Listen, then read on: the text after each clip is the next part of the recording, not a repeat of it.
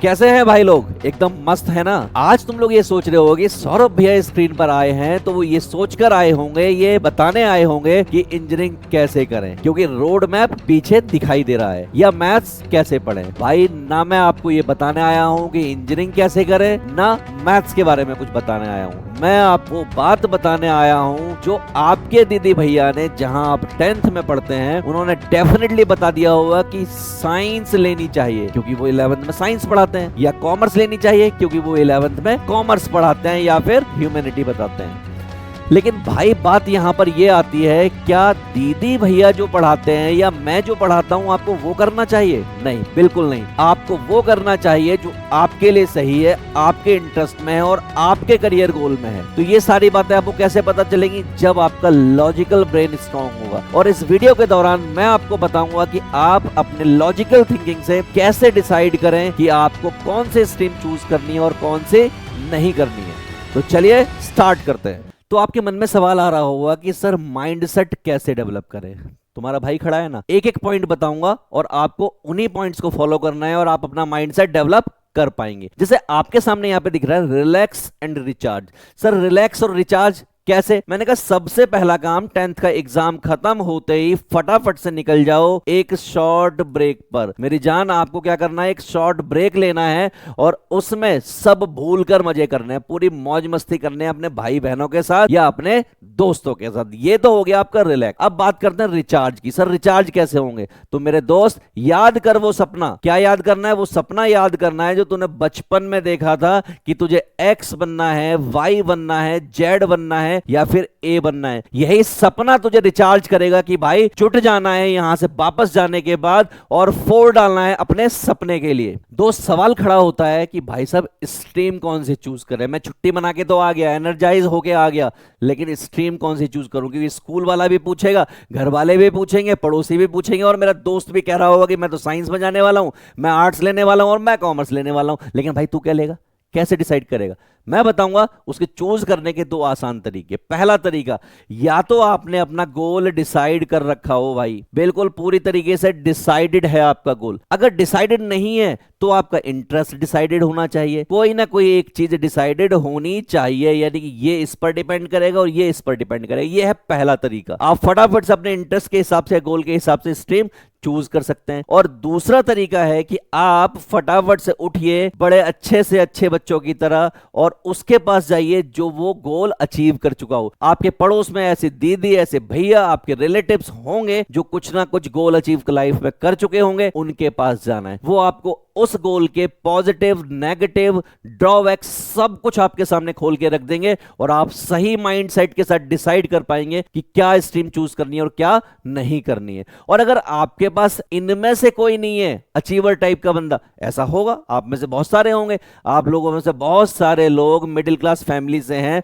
जैसे हम हैं, बिल्कुल उसी तरीके से हमारे पास भी कोई नहीं था, आपके पास भी कोई नहीं होगा, तो आप क्या करेंगे? भाई साहब हमारे पास तो एक्सपर्ट भी नहीं थे, लेकिन आपके पास आज की डेट में ऐसे बहुत सारे एक्सपर्ट हैं जिनकी आप एडवाइस ले सकते हैं। तो आपको अगला काम यह करना है कि ऐसे एक्सपर्ट के पास जाना है जो लोगों को गोल अचीव करवाते हो। जब आप उनसे डिस्कस करेंगे तो वो आपको बताएंगे कि भाई साइंस क्यों लेनी है और क्यों नहीं लेनी है, कॉमर्स क्यों लेनी है और क्यों नहीं लेनी है। सिमिलरली ह्यूमैनिटी के बारे में भी वो आपको सारी बातें बता पाएंगे। और जब आपको ये सारे पॉइंट्स क्लियर होंगे तब आप फाइनल डिसीजन बनाओ मेरे भाई कि आपको लेना क्या है। किसी के कहने पर बिल्कुल नहीं जाना। सौरभ भैया भी अगर आपको कहें कि साइंस लेनी है तो भाई साहब नहीं लेनी है। सौरभ भैया कहें इंजीनियरिंग करनी है, भाई नहीं करनी है। मैं अपना गोल डिसाइड करूंगा या मैं अपना इंटरेस्ट डिसाइड करूंगा, उसके बेसिस पर फाइनल करूंगा। एक्सपर्ट्स की राय या अचीवर्स की राय के बेसिस पर डिसाइड करूंगा कि मुझे कौन सी स्ट्रीम चूज करनी है, क्योंकि यही जो चूज करने का तरीका है, यही आपके करियर को डिसाइड करने वाला है अगले 60 साल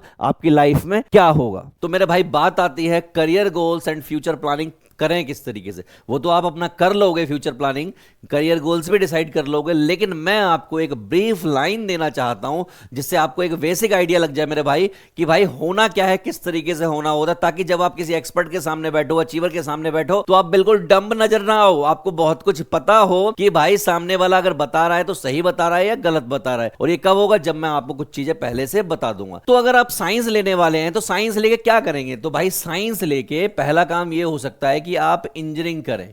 दूसरा काम ये हो सकता है कि आप भाई डॉक्टर बने, और तीसरा काम ये हो सकता है कि आप IAS PCS समथिंग कुछ बने। किस तरीके से बनेंगे भाई? अगर आपको इंजीनियरिंग करनी है तो आपको बीटेक करनी पड़ेगी। जब आप भैया से पूछेंगे, दीदी से पूछेंगे, तो आपको पता होना चाहिए बीटेक करना पड़ेगा। डॉक्टर बनना है तो आपको MBBS करनी पड़ेगी, जिसके लिए आपको हर हालत में फिजिक्स केमिस्ट्री बायोलॉजी होनी चाहिए। इसके लिए आपको फिजिक्स केमिस्ट्री मैथ्स होनी चाहिए। और अगर आपको IAS PCS करना है तो इनमें से कोई सा भी हो, और इसके बाद आप ऐसा कर सकते हैं। तो यानी बेसिक लाइन आपको पता होनी चाहिए। बात करते हैं कॉमर्स की। कॉमर्स में यूजली लोग CA करते हैं, CS करते हैं, या अपने बिजनेस की प्लानिंग करते हैं अभी से। तीसरा क्या होता है, अकाउंटेंट बन जाते हैं लोग। क्या बन जाते हैं? अकाउंटेंट, क्योंकि वो CA क्रैक नहीं कर पाते, CS क्रैक नहीं कर पाते। कॉमर्स में BCom MCom करने के बाद वो अकाउंटेंट बनते हैं। लेकिन इस सब को करने के लिए आपको कड़ी मेहनत करनी पड़ती है। क्या करनी पड़ेगी? कड़ी वाली मेहनत, बिल्कुल जुझारू वाली मेहनत। अगर आप रिजल्ट्स को फिगर आउट करेंगे तो सिंगल डिजिट परसेंटेज में रिजल्ट्स आते हैं CA और CS के, तो आप समझ गए होंगे कितना डिफिकल्ट है। बात करते हैं ह्यूमैनिटी की। ह्यूमैनिटी लेने के बाद यूजुअली लोग UPSC की तरफ जाते हैं, नेता नगरी की तरफ जाते हैं, या लाइफ में अपना कोई गोल नहीं होता, जिंदा दिल रहते हैं, मौज मस्ती करते हैं, क्योंकि पापा के पास बहुत पैसा होता है। और अगर आपके पापा के पास भी पैसा है तो भी आप ह्यूमैनिटी लेके मौज मस्ती कर सकते हैं, या फिर नेता नगरी भी जा सकते हैं बड़ी आसानी से। जब आप अब एक्सपर्ट के सामने बैठे, अचीवर्स के सामने बैठे, तो इन सारे पॉइंट्स को माइंड में रखकर उनसे अच्छे अच्छे क्वेश्चन पूछें, बेहतरीन क्वेश्चन पूछें, तभी आप सही फिगर आउट कर पाओगे कि आपका गोल क्या होना चाहिए और स्ट्रीम क्या होनी चाहिए। भाई अब मैं तेरे को ना रियलिटी चेक देना चाहता हूं। अक्सर दुनिया में लोगों के साथ ऐसा होता है कि वो 10th करने के बाद जब 11th में पहुंचते हैं तो उनके हाल खराब हो जाते हैं। वो टर्म 1 में फेल हो जाते हैं, वो टर्म 2 में फेल हो जाते हैं, इवन फाइनल में भी फेल हो जाते हैं। ऐसा क्यों होता है? ऐसा इसलिए होता है कि क्योंकि 10th और 11th में एक ह्यूज डिफरेंस होता है। समझिए, 10th में सिलेबस बहुत छोटा होता है, तो आप उसको क्या कर सकते हो? रट्टा मार सकते हो। 10th में सिलेबस इतना माइन्यूट होता है कि आप सिर्फ इंपॉर्टेंट क्वेश्चन पढ़ के भी अच्छे नंबर ला सकते हो। आप सिर्फ और सिर्फ टिक किए हुए क्वेश्चंस को करके चले जाओ तो भी वहां पर आप नंबर ला सकते हो। लेकिन इसी आदत के साथ जब आप 11th में पहुंचते हो तो भाई साहब सब बिखर जाता है।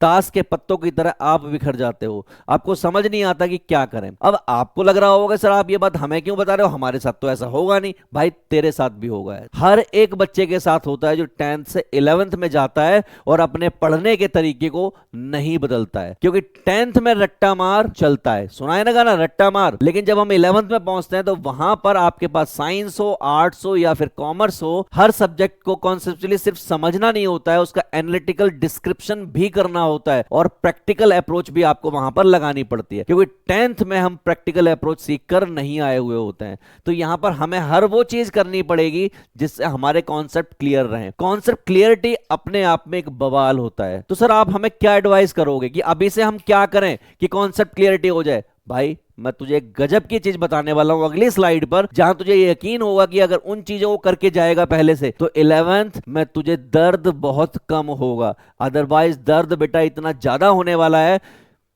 समझ रहा है ना? भैया ने पहले ही बता दिया है कि दर्द बहुत ज्यादा होगा। लेकिन अगर आपने वो चीजें कर ली जो मैं अगली स्लाइड पे दिखाने वाला हूं तो समझ लीजिए आप रिलैक्स मोड में वहां पर पढ़ना स्टार्ट करोगे और टॉपर्स की गिनती में आना स्टार्ट कर दोगे। इस स्लाइड में आपको बताने वाला हूं कि अगर आप अपनी 11th अच्छी करना चाहते हो, उसकी शुरुआत अच्छी देना चाहते हो, तो अगर इस पर बताए हुए सारे पॉइंट आपने कर लिए तो दोस्त मजा आ जाएगा और तुम कहोगे कि सर गजब हो गया। लेकिन अगर आपने इन पॉइंट्स पर फोकस नहीं किया तो भाई साहब ऐसे होगा।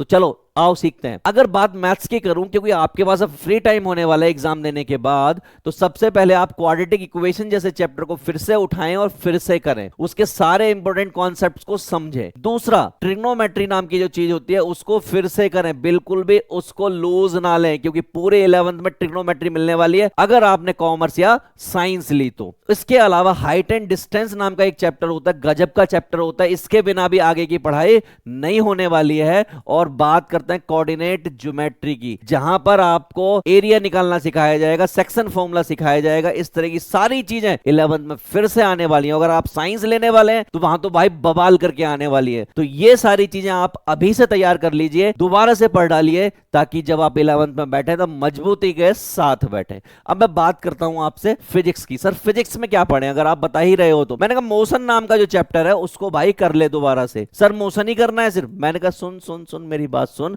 सिर्फ मोशन नहीं करना है, फोर्स भी कर लियो एक बार। सर फोर्स बस काम चल जाएगा। अरे मैंने कहा सुन तो ले, एक इलेक्ट्रिसिटी नाम का चैप्टर है भाई, इसको भी कर लियो, ये भी गजब का चैप्टर है। सर ये 3 चैप्टर कर लो उससे काम चल जाएगा। मैंने कहा ले, एक ग्रेविटेशनल नाम का चैप्टर है, इसको भी कर लियो, 11th क्लास में जाते ही मिल जाएगा तुझे। समझ रहा है ना, अगर पहले से पता होगा तो कर पाएगा। इनर्शिया पूछेगा टीचर तेरे से पहली क्लास में, इनर्शिया क्या होता है। क्वेश्चन पूछेगा कि बस में खड़ा है भाई तू और बस ने ब्रेक मारे तो क्या होगा, इनर्शिया पे सवाल है, बवाल कर देगा। पता होगा पहले दिन आंसर देगा, टीचर की नजरों में ऐसे जाएगा सूटअप होके। समझ रहा है ना, तो भाई ये करना है तुझे। लेकिन अगर केमिस्ट्री की बात करूं तो भाई सब केमिकल रिएक्शन नाम का जो चैप्टर है उसको कर डाल। IUPAC सुना है ना, नेमिंग करना, एक बार फिर से कर डालना, बिल्कुल सोचना समझना नहीं, कर डालना, नेमिंग कर लेना भाई, बहुत सारे नाम सीख लेना, गजब होने वाला है उससे। अगली चीज सुन भाई, बायोलॉजी अगर है तो क्या करेगा।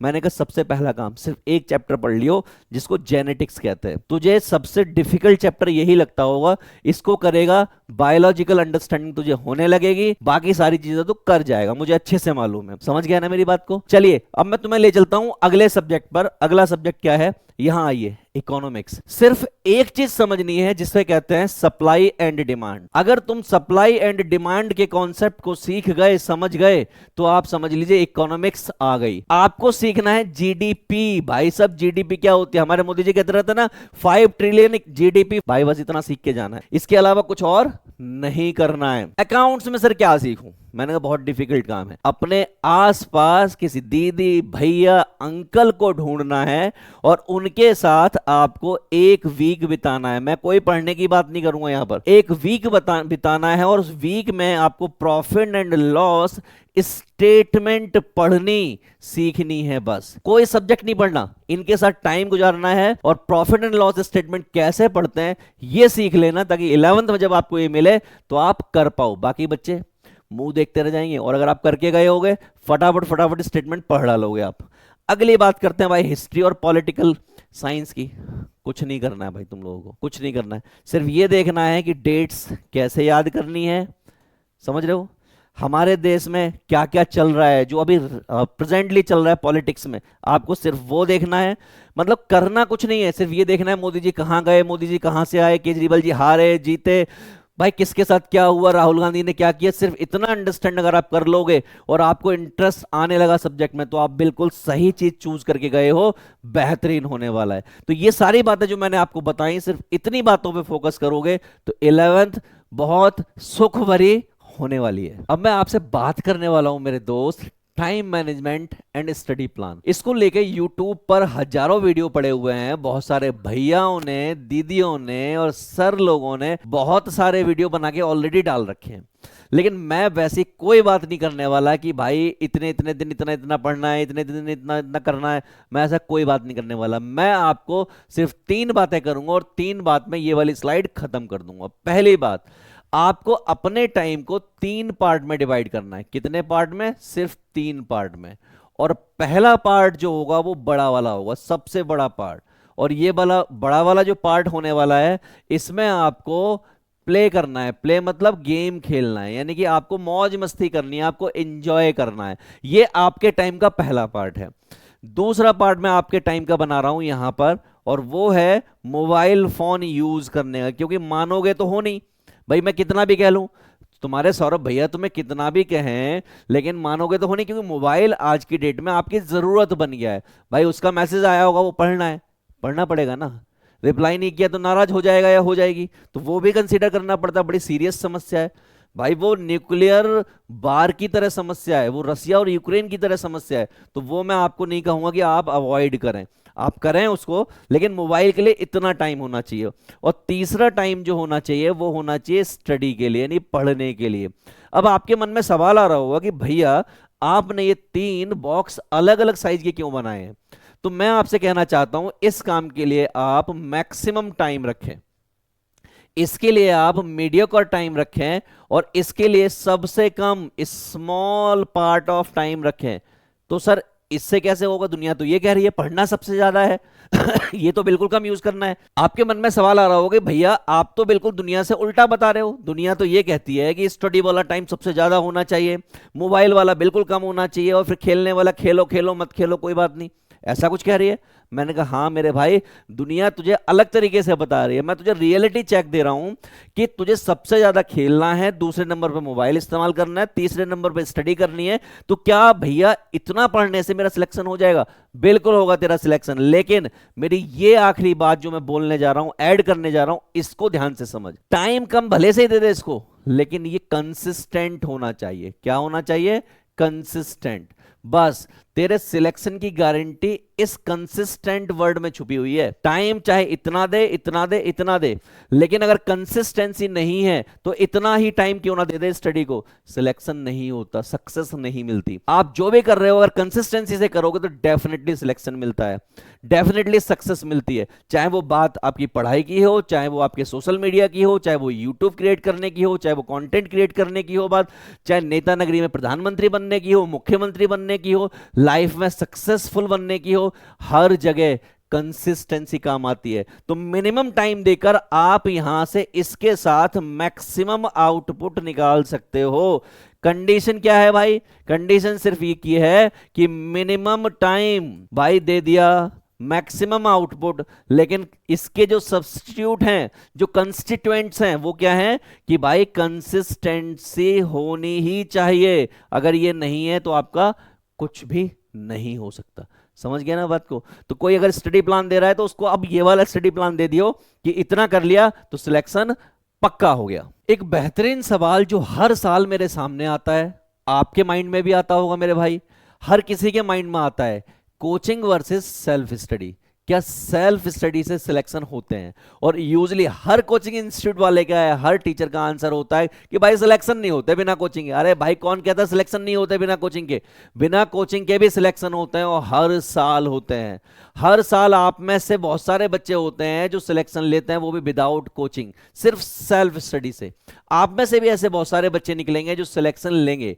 लेकिन मैं आपको एक बेहतरीन बात बताने वाला हूं, समझिएगा। अगर मैं आपसे कहूं कि एमबीबीएस का सिलेक्शन रेशो कितना होता है, तो भाई साहब एमबीबीएस का बेयरली और रेयरली 2% बच्चे सिलेक्ट होते हैं एमबीबीएस सीट के लिए। सर आईआईटी का कितना होता है? तो मेरे भाई आईआईटी का 1% होता है। अच्छा यूपीएससी का कितना होता है सर, आप ये भी बता दीजिए। मैंने कहा ले इतनी सी बात यूपीएससी का पूछना चाहता है, यूपीएससी का भी सुन ले, 0.2% बच्चों का सिलेक्शन होता है। तो भाई ये तो बेयरली और रेयरली वाली कंडीशन बन गई। और बेयरली और रियल वाली कंडीशन में वो कौन लोग होते होंगे जो सेल्फ स्टडी से सिलेक्शन ले पाएंगे? भाई ये तो बहुत खतरनाक कंपटीशन है। तो मैं आपसे ये कहना चाहता हूं कि ये जो वर्सेस लिखा है ना, ये वर्सेस की जगह पर यहां पर विद होना चाहिए। क्या लिखना चाहिए? With. Coaching with self study. जिस दिन आप कोचिंग विद सेल्फ स्टडी करेंगे तो आप इस कैटेगरी में आ पाएंगे, क्योंकि जिन बच्चों के सिलेक्शन सिर्फ सेल्फ स्टडी से हो रहे हैं वो एक्सेप्शनल बच्चे हैं। अगर आप भी एक्सेप्शनल बच्चे हैं, आपको बहुत कुछ आता है, तो मेरे भाई आपका भी डेफिनेट सिलेक्शन हो जाएगा। सेल्फ इंट्रोस्पेक्शन ये कहता है आपका कि नहीं आप उस कैटेगरी के स्टूडेंट नहीं है, तो आपको बिल्कुल रिस्क नहीं लेना चाहिए। आपको बिना सोचे समझे कोचिंग विद सेल्फ स्टडी के कॉन्सेप्ट को फॉलो करना चाहिए। साथ ही साथ मैं आपको यह भी बता दूं मेरे भाई, अगर आप सोच रहे हैं कि सिर्फ कोचिंग लेके सिलेक्शन होता है, बिल्कुल नहीं होता है। कोचिंग बहुत सारे बच्चे लेते हैं, लाखों बच्चे लेते हैं। 25 लाख बच्चा नीट के एग्जाम में बैठता है, जिसमें से लगभग 10 लाख बच्चा कोचिंग लेता है, लेकिन सिलेक्शन तो नहीं होता।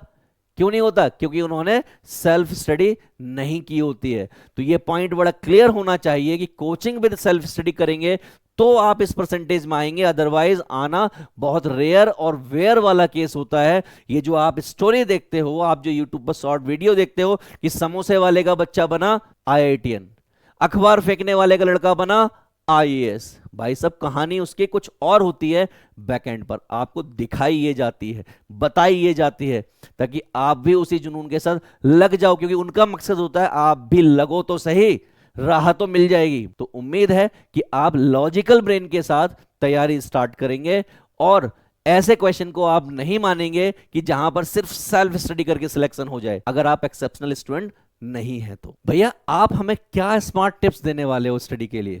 भाई मैं तुझे कोई खास टिप्स नहीं देने वाला, मैं वही बातें बोलने वाला हूं जो आपने सुनी है। क्या कि सर शॉर्ट्स नोट जो है साथ बना के चलें, शॉर्ट नोट जो है साथ लेके चलें। दूसरा, फॉर्मूला सीट बना के चलें, फॉर्मूला सीट बना के चलें, पेस्ट करके चलें। ऐसी बातें आपने सुनी है ना बहुत ज्यादा। तीसरा, बैकलॉग ना बनने दे, यही बातें सुनिए।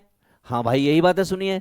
तो सर आप यही बातें हमें बताना ना मेरे भाई ना, ये सारी बातें आप सुनकर आए हुए हो, बहुत बार सुन के आए हो, 9th से 10th से हर जगह आपने सुनी है। मैं इसमें सिर्फ और सिर्फ एक बात ऐड करना चाहता हूं, और वो बात है कंसिस्टेंसी। कंसिस्टेंसी अगर आपके पास ये है तो ही आप कुछ कर पाएंगे, अदरवाइज नहीं कर पाएंगे। ये सब चीजें फेल कर जाएंगी अगर आपके पास ये नहीं है। तो आपको कम टाइम भले से ही दें, टाइम कम क्यों ना हो, लेकिन कंसिस्टेंसी पूरी 100% रहनी चाहिए। ऐसा ना हो कि एक दिन पढ़ लिया, दूसरे दिन नहीं पढ़ा, तीसरे दिन पढ़ लिया, चौथे दिन ज्यादा पढ़ लिया, पांचवें दिन कम पढ़ लिया। नहीं, आप फिक्स करो कि इतने घंटे आपको डेफिनेटली पढ़ना ही पढ़ना है, आंधी आए तूफान आए कुछ भी आए, सिर्फ वही चीज आपका सिलेक्शन करा पाएगी।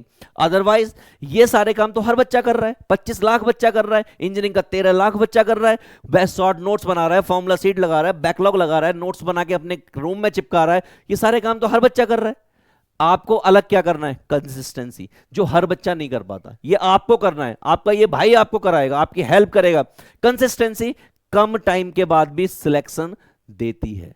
बस इतना याद रख ले मेरे भाई, तेरा सिलेक्शन पक्का है, मैं लिख के दे रहा हूं तेरे को। तो मेरे भाई अगर आपने मेरी ये सारी बातें मान ली तो आपके साथ ये होने वाला है। इधर देखिए, कंसिस्टेंसी को आपको फॉलो करना है, सक्सेस के रास्ते पे जाना है। ग्राफ आपका ये होने वाला है। आपके मन में सवाल आ रहा होगा सर ये ग्राफ, ये कैसा ग्राफ है? भाई ये ऐसा ग्राफ है कि सक्सेस पाने के लिए कोई भी सीधा ग्राफ नहीं होता, लाइफ में बहुत हलचल होती है। और आप देख रहे हैं हलचल दिखाई है मैंने आपको, ये हलचल होती रहेगी, इस हलचल के साथ ही आप अचीवर बनने वाले हैं। तो मैंने जो बातें आपको बोली हैं वो आपको एज ए बड़े भाई बोली हैं, मैंने आपको एज ए अचीवर बोली हैं कि आप भी अचीव कर सकते हैं, आप भी वहां पहुंच सकते हैं जहां आप पहुंचना चाहते हैं।